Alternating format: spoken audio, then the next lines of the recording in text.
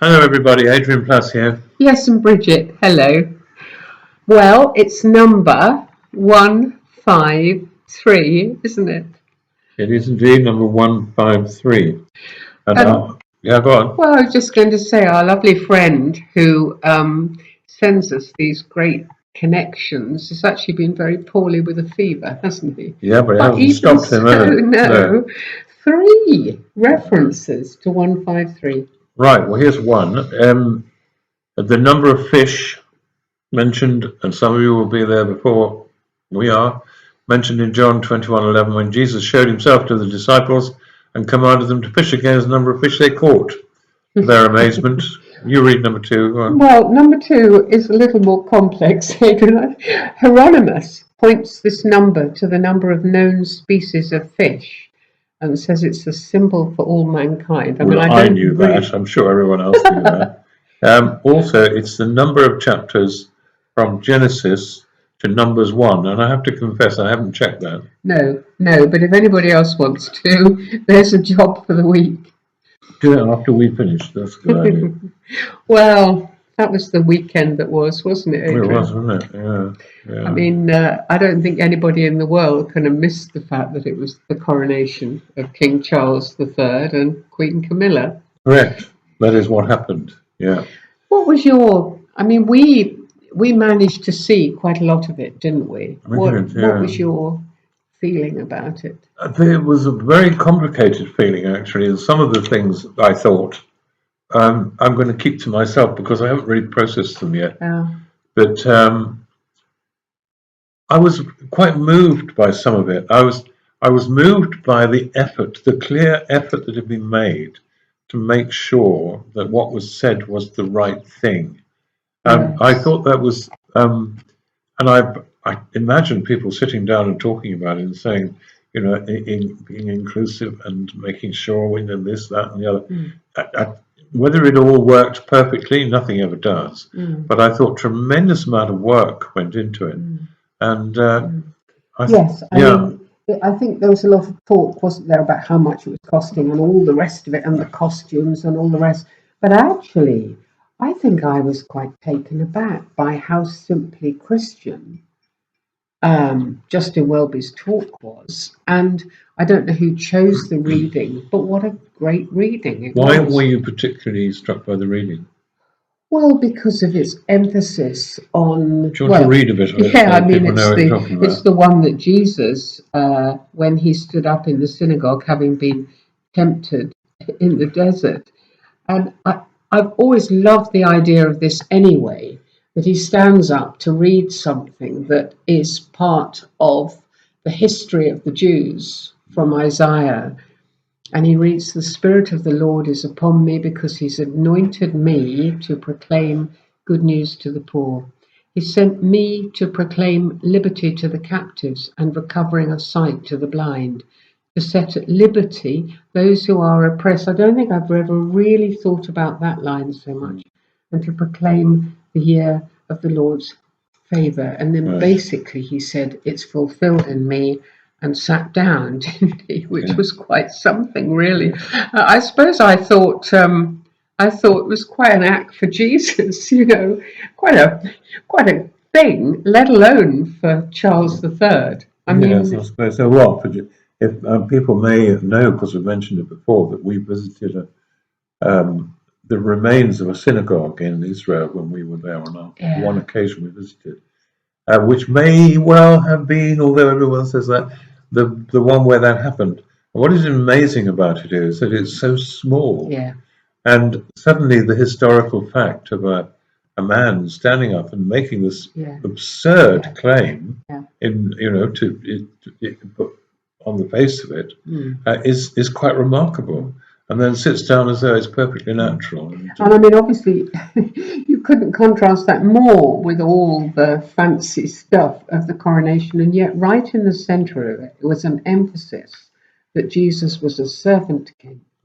He came to serve, and that Yeah, not to be Charles, served, but not to to be to served, serve. but to Yeah, serve. And that was picked out for King Charles, wasn't it? And actually, I think a lot of the stuff about him shows that for the last 40 or 50 years, he has put an emphasis on service with the Prince's Trust and with all the stuff about about climate change and about that side of things. But about farming and but he's also a person, and everybody can pick up on little irritations that he has, and that he can be quite grumpy. He is just a person. Yeah. I think this, of course, is what was so remarkable about the Queen, that she was very discreet. But he isn't her. He is somebody else. It's not her, and this isn't 1953. It is not 1953. So maybe it's important. What about the symbols then? Because that was the person who was holding the sword had to do a squat thrust in order to make sure she was strong enough. I'll tell you what I thought about the symbols, apart from the fact I actually thought it went on an awful long time because there's an awful lot of symbols. But I thought, with the Olympics where they explain all the different sports in detail, well, we almost needed that. I mean, I didn't think I'd realised that there isn't just one sword, there's 4 swords. There's the sword of state, and then there's 3 more. There's the sword of temporal justice. The sword of what? Temporal justice. Right. And that signifies the monarch's role as head of the armed forces. Then there's the sword of spiritual justice, to do with the monarch being the defender of the faith. Then there's the sword of mercy. Right. And I didn't realise that has a blunted tip, which symbolises the sovereign's mercy. Yeah, Penny Mordaunt said she took painkillers beforehand to help her to cope with carrying the biggest and heaviest of the swords. But that was just for starters, wasn't it? Yeah. What was the significance of the blunted tip? I think something that could harm actually can be reduced in its attack. Yeah. To be merciful. Yes. Instead. Oh, yes. And the orb? Well, I mean, the orb is the Christian world, isn't it? It was apparently it was created. I mean, I've looked this up, I have to confess, but because I really became intrigued about these symbols at the same time, if I'm absolutely honest, finding it all a bit. I mean, I don't want to really say what you felt that King Charles began to look like with all his crown and his... Well, I'll say what I thought in a minute. Go on. Okay. Well, I mean, there were a lot of them. And apparently the orb symbolises the Christian world. And it was divided into 3 sections with their bands of jewels. So they weren't just shoved on to look pretty. What were they? They were the 3 continents known in the medieval period because it was created in the 17th century. I didn't know any of that. No. And so suddenly it isn't silly at all. It's quite meaningful, really, and for a period in the medieval world where there was no TV telling us about things, there was no social media, there was none of that. These are held up, and people could see the symbol. A lot of people didn't read them, were taught through illustrations on cathedral walls and things like that. So it's the same sort of thing. So you've got the ring, which is a symbol of kingly dignity. And there are 2 sectors. There are just one. There's 2. And one of them has the cross on it and represents the sovereign's temporal power. That's to do with being with good governance. But the other one, and I remember seeing this, the one with the dove. It's known as the rod of equity and mercy, with the dove representing the Holy Spirit. So suddenly, it's not maybe maybe it looked. Did you think it looked a bit silly? I know. I thought most of it did not look silly. I thought 1 or 2 bits did look silly, but I think that was inevitable in this age. I watched Justin Welby approaching the moment when he had to lift the crown and place it on Charles' head, and Charles' face as he prepared to receive the crown onto his head. Yes. And I thought, this is the moment. You had to adjust it slightly, Justin Welby. The thing is, though, the thing that I would like to say is that people have said to me, and I've heard people say in the media, that it doesn't make sense, some of it. And when you see a big heavy crown on some chap's head, especially an older man's an head. older He man is the same age as you, isn't he? and it means this is the. But I don't think not making sense is an excluding criteria. I think some of the best things I've known and the best things I've written, trivial though they may be, have an element of not making sense in them. Immediately, do you Yeah, mean, or not ever? immediately making sense, but having seeds within them Yes. that can grow in understanding that do mean something. So I don't think making simple sense is that important myself. No, I think I agree with that absolutely, because the thing about the day and then the day afterwards and the day after that is that of course there were problems, of course there were, and one of them, last week we talked, didn't we, about how important it is in our country that there is the right to protest. Yeah, and right. there will be people watching in different parts of the world who feel more strongly about that than we do, that maybe the time for the monarchy should be over, that it's not relevant, that it's this, that, and the other. So obviously there was all of that. There was the police, there was the this, that, and the other. And maybe some things did go quite badly wrong, and especially for some people, they'll feel that. But something that I thought afterwards as I looked back, I loved the silliness and I loved the joy. I loved the endurance of people under their daft little tents that have stayed there for 3 days. I loved the crowns and the costumes, and I don't think I'd really analysed that till seeing Putin's big day. The grand celebration of the end of the Nazi regime, but it was so cold and so hard, and you knew that even a tweet sent to somebody that didn't agree with him could end up with imprisonment. And the contrast between that and everybody having a view and people dressing up and dancing around and cheering, I thought, it's not bad. Again, I have to offer a vote in favour of silliness. You really because, should. I do think if there isn't an element of silliness creeping in, you're in trouble. You need to be very serious about some things. But as I said just now, I mean, things that don't necessarily look as though they make sense, and a bit of silliness are very good ingredients for important things. So a mix of the best and the worst, and the bad and the good, pomp and all sorts of things. Yeah, we had an email from somebody this week referring back to, if you remember, I think it was 2 weeks ago, but it might have been last week, about Nothing is Wasted, about your trip to see Michael Harper, about your despair, and about him seeing a field that was a complete mess and saying to you, that's going to be cleared. It's going to change. Something beautiful is going to happen. It's going to be a useful field. Nothing is wasted. And she was saying that her spiritual director, and in a way I thought of that with all the good, the bad and the ugly that were connected with this weekend, really, that maybe none of it is wasted. Maybe there are lessons to be learned, and just something joyful in the middle of it.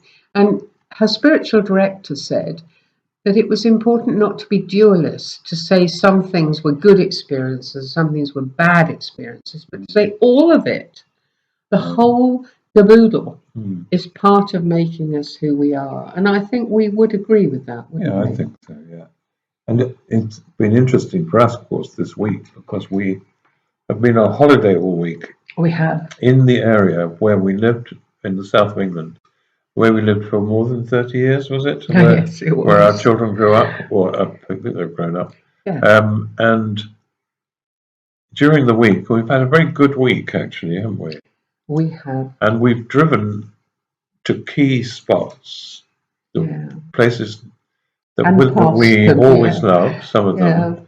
and just the ends of roads with the name of the road on them, and almost every turning, and every little tiny village, and every place we visit, the memories come raining down. Like yes, the names don't necessarily, and the specifics, but the feelings, but also I think we both realise what an extraordinary collection of good and bad of these very things it's not we're even talking that simple, about. is it? No, things Life, that have happened to our life, children, especially with a family growing up, yeah, and with friends, and with loss of people, yes, loss of contact with people. yes, It was bereavement quite overwhelming, actually. yeah, Not badly overwhelming, but it did.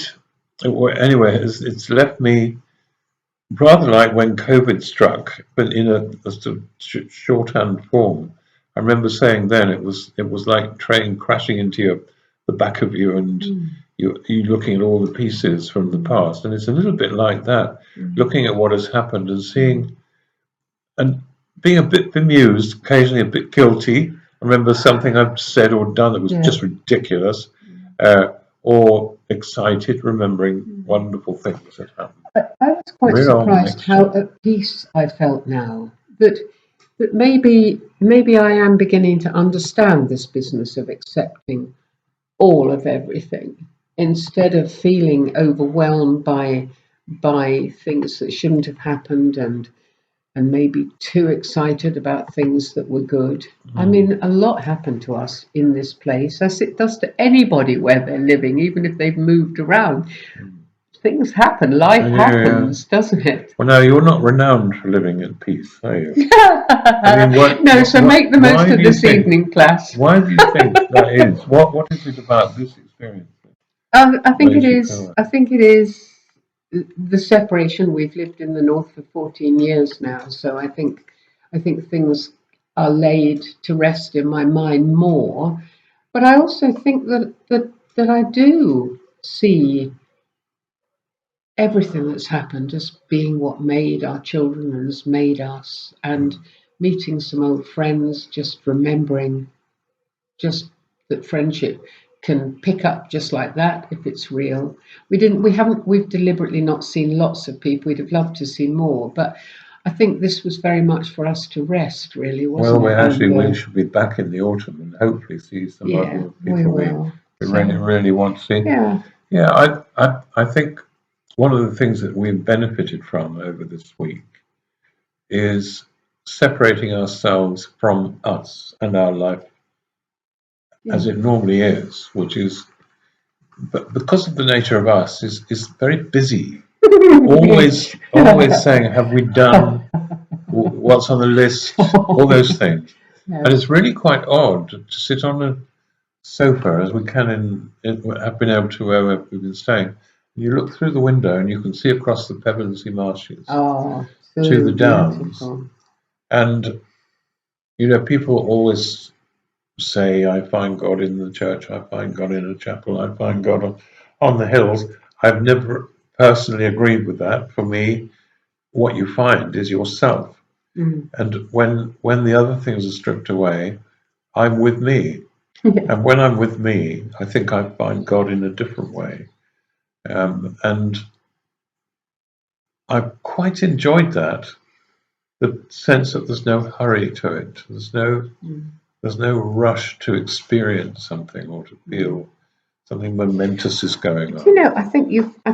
I think that's it. I think I always, especially if we grabbed a holiday, which has never been very often, I've always felt I should be enjoying it. I don't want to miss this moment. I ought to be, and sometimes I put so much pressure on myself. There's not a lot of hope really of experiencing what I want to experience, because I'm checking if I'm experiencing it. I don't know if anybody listening to this will understand what I'm talking about, but I know sometimes looking at vistas, and I think, I know this is stunningly beautiful, therefore I'm supposed to feel amazed. So on your list you put saw vista, experience joy, had lunch. You do a bit, but